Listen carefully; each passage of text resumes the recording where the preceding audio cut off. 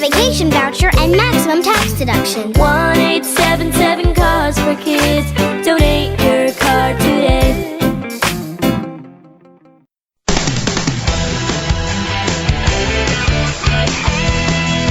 Mike's on. He's ready to go. On the Fan. New York Sports Radio. Mike's on. Mike's on.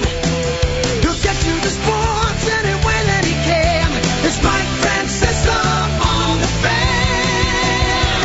Sports Radio 66. WFAN. The studios of WFAN and simulcast live via Slack. This is Mike's on, Francesa on the Fan in this Week 11 in the NFL. Lots of stories, headlines, actions, things to follow. Absolute atrocious managing and just overall awful performances by Great Odin's Ravens. But we'll dive into all these things, take your calls after this. Let's get started. In the league where they play for pay.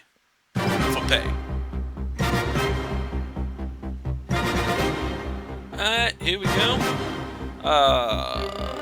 I mean, listen, okay? You know, you love to hate him, but hate is gonna have to be on the top of our list. Now, I will admit he did not have a real win with 87 points, but he's been on the rise, you know, making people mad, making haters gonna hate. And listen, okay? I gotta put him at the top. Not a lot of big moves from him on deadline day, but not a lot of moves overall. Especially when some of the market is completely and utterly destroyed by other incompetent managers. I mean, listen, okay? Did you really think there were going to be big trades? Moving right along to Tim. Now, can you even call this a real loss if Sal didn't have a real win?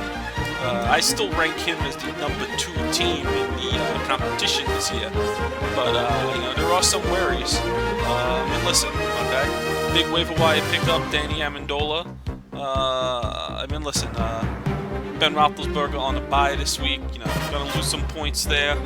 Andy Dalton was less than impressive this past Monday night, so you know, we might have to worry a little bit this week. All right, folks, moving right along here. Gonna have to put a GGGGG here, number 3. Now, I mean, listen, anybody could have beat the Heisenbergs last week. Do they even have a lineup that they could field anymore? I mean, jeez, somebody look that up for me, Mons. I mean, come on. But 135 points nonetheless, top of the league. Got lots of good things going for him, you know. I wouldn't really worry too much. I mean, listen, okay. Got Phillip Rivers as the quarterback. Brandon Marshall been playing great even through the injuries. I mean, listen, Demaryius Thomas might see a boost without Peyton Manning, so I wouldn't worry too much. But I mean, listen, his opponent, the Gridiron Einstein. I mean, listen, if he had the schedule of some other teams, not mentioning names, but might be in contention for the playoffs here. Moved all the way up to 8th place. I mean, listen, wow. Pretty big accomplishment there. Next up is Kibbles and Vic. Now, I mean, listen, okay. I know he's 6-4, but I mean the numbers are there, folks. With 5 wins in a row, moving himself from 1-4 to 6-4. Lots of positive things, even with Aaron Rodgers playing really, really awful. I mean, listen, okay. He's got a lot of things that have to go right for him to make sure he sneaks into the playoffs. I mean, because it's a long 3 weeks ahead, but listen, you're looking good now. Lots of points scored. No worries. You know, you might sneak in there. Next up is Purple Parrots. I mean, listen, the manager is an utter joke.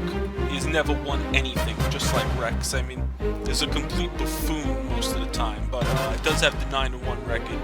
I mean, listen, okay? All you have to do is look at the points against. I mean, this team is never really ever challenged, and the other playoff teams is not really impressive where his points stack up against some other teams. So I mean, listen, okay, he's got a lot of worries here coming up with Matt Forte. If he comes back this week, things looking a little bit brighter. If not, they might have some worries that they have to deal with. Listen, okay? Not an easy matchup against the Giblets. Oh, wait, I'm just kidding. Moving right along here, we'll go right to something clever. Listen, okay? We've got an easy matchup this week. Password is Taco, looking for the big rebound after a tough loss to Purple Pirates. But listen, okay? They win this week. They put themselves into a good position. I don't think Great Odin's Ravens are really in a great spot with all the pressure coming from behind with Kibbles and Vic and something clever. But, something clever wins this week. It's got a big matchup. It can mean lots of things, lots of implications for the playoffs against full-blown teams in Week 12. So, you never know. Might be a very interesting matchup here, folks. Finally, we're going to look at some things here from elsewhere. Listen, okay? Say what you want, but Gridiron Einsteins, there's lots of noise that could be made here by this team. If they win this week, they could upset UGHK, and might hurt them a little bit with the playoff bracket. And listen, okay, go into Week 12, Great Odin's Raven, pull off the win there. You could effectively end their season here, folks, and that would be a complete and utter disaster.